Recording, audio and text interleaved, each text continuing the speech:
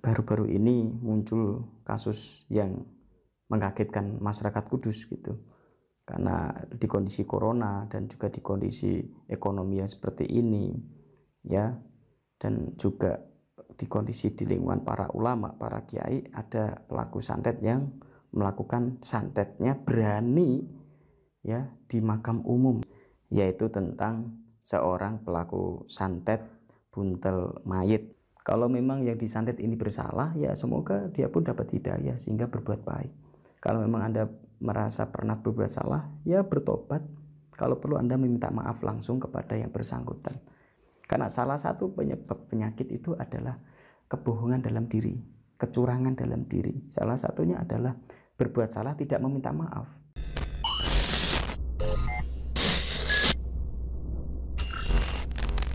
Assalamualaikum warahmatullahi wabarakatuh. Salam berkah untuk kita semua. Selamat pagi, saudaraku semua. Beberapa hari ini saya tidak membuat video, ya sekitar 1 minggu kalau tidak salah ya, karena memang kesibukan dan juga beberapa urusan. Nah, hari ini ya, banyak permintaan untuk melanjutkan video saya, walaupun memang belum banyak yang lihat karena memang saya aktif di YouTube lagi adalah baru beberapa waktu ini saja gitu, lama tidak aktif di YouTube setelah tahun 2015 kalau tidak salah ya, karena saat itu saya buat YouTube channel Para Psikologi TV dan asosiasi, banyak yang nonton, view-nya banyak sekali. Setelah itu saya vakum, saya tidak banyak membuat video, dan baru beberapa waktu ini saya aktif lagi untuk membuat video, dan saya fokuskan di channel Kang Masron Official. Dan mungkin juga kalau waktunya cukup, saya akan mengaktifkan beberapa channel yang lain seperti channel Para Psikologi TV dan asosiasi kalau nanti memang waktunya bisa cukup begitu dan efektif. Yang penting ini bismillah kita aktifkan kembali yang Kang Masron Official untuk dilanjutkan. Nah, hari ini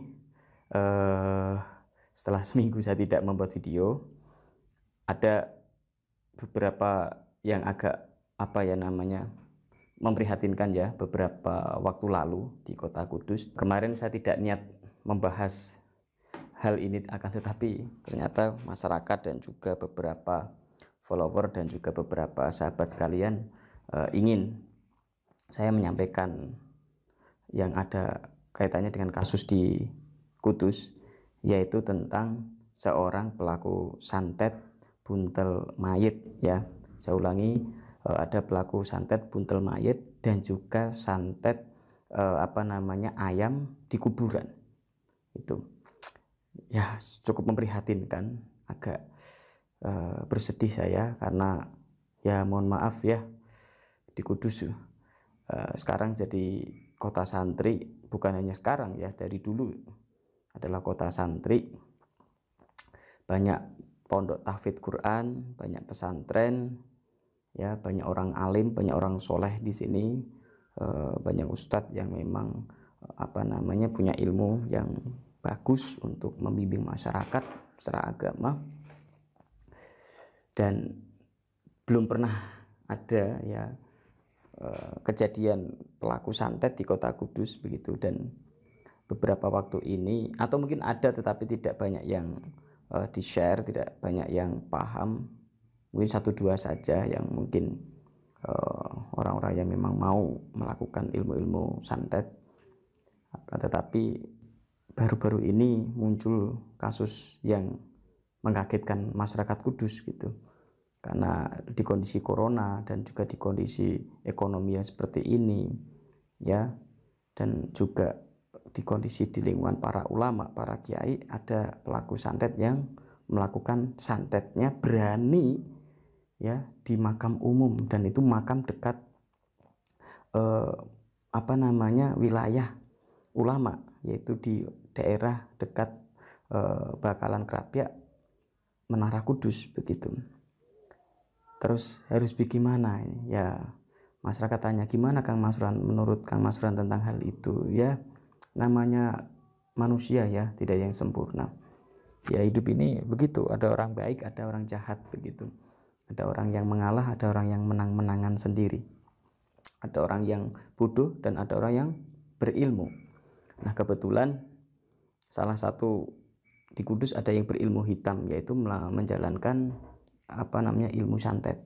Dan ilmu santetnya ini juga cukup mengerikan, yaitu ada yang menggunakan buntel mayat. Buntel mayat itu kain kafan ya, yang mayat yang sudah dimakamkan diambil begitu. Ada yang seperti itu dan itu mematikan, membahayakan diri itu.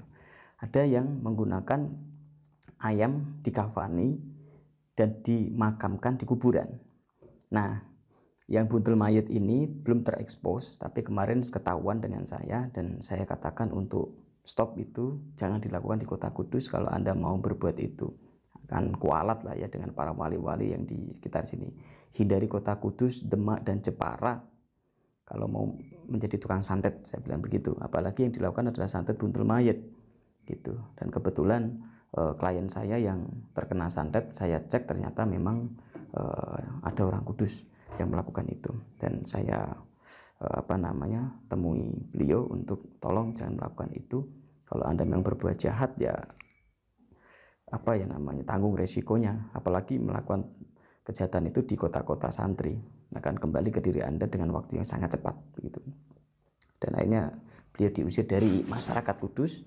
Nggak tahu sekarang pindah di mana, ya semoga aja beliau tobat untuk tidak melakukan itu. Nah, yang kedua ini yang terekspos di media karena memang ketangkap basah ya. Saat itu dikira ada orang yang mau menguburkan mayat pembunuhan atau mutilasi di salah satu makam Bakalan Kerapiak Kota Kudus dekat dengan Sunan Kudus begitu. Setelah dibongkar dengan berbagai perangkat keamanan, polisi, Satpol PP dan semuanya dan masyarakat, ternyata isinya adalah buntel ayam ya, atau ayam yang sudah disembelih dan dikafani dengan kafan hitam. Dan ternyata di situ ada nama-nama orang yang mau disantet begitu. Dan beberapa nama-nama itu sudah saya baca, dan insya Allah Anda yang ada di nama itu tidak usah khawatir. Insya Allah kita bantu untuk keselamatannya. Kemarin sudah kita atasi, kita bantu ritualkan. Selain itu juga kita batalkan santetnya, dan yang bersangkutan juga sedang disidik, sedang diproses secara sosial dan juga secara kepolisian apakah ini melanggar hukum atau tidak, karena memang ilmu santet kan tidak bisa dibuktikan secara hukum, akan tetapi ada pendekatan ilmu sosial, dan ya dia melanggarnya adalah melakukannya di kuburan umum ya, dan itu tidak sepantasnya begitu. Nah, sehingga itu yang diprihatinkan, masih ada orang yang mengamalkan ilmu santet di kota Kudus dan kota-kota besar lainnya. Apalagi ya, mohon maaf, ini kondisi seperti ini masih ada yang nekat begitu melakukan itu. Ya semoga beliau diampuni oleh Allah dan juga diberi tobat oleh Allah, diberi kesadaran begitu. Karena memang ya muqallibal qulubi tsabit qalbi ala dinik lah ya. Masya Allah. Jadi hati kita yang membolak-balikan adalah Allah Subhanahu wa taala. Ya saya sendiri juga tidak bisa merasa bersih, tidak bisa merasa suci. Anda pun sama, kita tidak ada yang suci. Akan tetapi kita berdoa lah untuk diri kita dan orang lain. Semoga hati kita dan orang-orang di sekitar kita, orang-orang kita sayangi, orang-orang kita kenal, semoga diberi hati yang bersih, hati yang baik, hati yang tobat, kembali kepada Allah Subhanahu wa taala. Yang mungkin berbuat tidak baik semoga disadarkan. Karena tadi yang membolak-balikan hati manusia adalah hanya Allah Subhanahu wa taala. Memang secara harfiah ya hati kita bukan milik kita gitu. Kalau kita lihat secara ruh sama fisik beda gitu. Kalau kita secara fisik ya memang akal kita main bahwa dia yang salah, dia jahat kan gitu. Dia melakukannya sesuai kemauannya sendiri kan gitu. Sehingga bisa dikatakan itu sebuah kejahatan gitu. Ya memang itu betul. Akan tetapi secara hakikat tentunya diri kita, pikiran kita, hati kita ini milik Allah Subhanahu wa taala. Yang membolak-balikan hati hanya Allah gitu. Tidak ada siapapun yang mampu membolak-balikan hati. Bahkan Rasulullah pun tidak punya izin memberikan hidayah. Allah yang langsung memberikan hidayah. Rasulullah dan para nabi, para ulama aulia hanya memberikan petuah, menyampaikan hak yang mana, yang batil yang mana, supaya orang bisa memilih barang yang hak, yang baik gitu, yang batil, yang buruk ditinggalkan. Akan tetapi soal hidayah itu urusan Allah. Orang bisa berbuat baik itu adalah soal hidayah. Ya semoga saja orang-orang pelaku santet di sekitar kita diberikan hidayah oleh Allah, mereka bertobat dan tidak melakukan lagi, ya, sehingga dukun-dukun santet itu sudah tidak ada di Indonesia gitu. Dan kita doakan orang-orang yang kena santet, orang-orang yang dalam sasaran santet juga dilindungi oleh Allah Subhanahu wa taala. Entah apapun masalah mereka, tentunya ada solusi yang lebih baik begitu. Kalau memang yang disantet ini bersalah, ya semoga dia pun dapat hidayah sehingga berbuat baik. Kita nggak tahu mana yang salah gitu, akan tetapi perbuatan menyantet itu jelas melanggar hukum agama. Karena itu termasuk nujum gitu, ahli nujum. Ya, dan itu tidak boleh di aturan agama. Dan di aturan Indonesia ya sedang dibahas, akan tetapi belum final, belum tahu apakah seperti apa undang-undangnya, karena juga gimana agak kesulitan gitu untuk membuat undang-undang anti santet atau pelaku kejahatan santet begitu, karena memang tolak ukur hukumnya belum diketemukan. Sehingga ya ini untuk Anda, siapapun Anda yang merasa disantet, ya tawakaltu ala Allah, ya bismillah, Anda bisa minta perlindungan sama Allah langsung, ya zikir malam, hatinya dibuat bahagia, dibuat banyak bersyukur, jangan banyak mengeluh, dan berprasangka yang baik. Itu diingat-ingat. Satu, ya hatinya dibuat bahagia, banyak bersyukur, pasrahkan sama Allah, tawakaltu ala Allah. Dan yang ketiga adalah berprasangka yang baik, baik kepada orang lain maupun kepada Allah Subhanahu wa taala. Dan yang keempat, ya ikhtiar secara spiritual. Anda bisa banyak berzikir, banyak sholat malam, banyak istighfar, banyak membaca sholawat, atau dengan ilmu-ilmu spiritual. Kita ada yang namanya ilmu anti santet. Mungkin Anda bisa baca di website saya di www.antisantet.com, atau bisa Anda cari ilmu anti santet Kang Mas Ruhan di internet, insya Allah ada gitu. Dan yaitu sebagai ikhtiar batini ya, atau ikhtiar secara spiritual. Ya ikhtiar dohir ya tadi, ya berprasangka yang baik, ya terus tawakal tu Allah, dan buat happy, bahagia gitu, dan banyak bergaul dengan orang-orang yang baik lah, orang-orang yang soleh. Insya Allah Anda tidak akan kena santet begitu. Kalau memang Anda merasa pernah berbuat salah, ya bertobat. Kalau perlu Anda meminta maaf langsung kepada yang bersangkutan, supaya urusan Anda selesai, baik di dunia maupun di akhirat. Insya Allah hati Anda akan tenang. Karena salah satu penyebab penyakit itu adalah kebohongan dalam diri, kecurangan dalam diri. Salah satunya adalah berbuat salah tidak meminta maaf. Itu adalah bohong, curang. Karena sepatutnya kalau kita berbuat salah pasti kita akan meminta maaf. Itu yang seharusnya. Sehingga kalau Anda salah, mintalah maaf.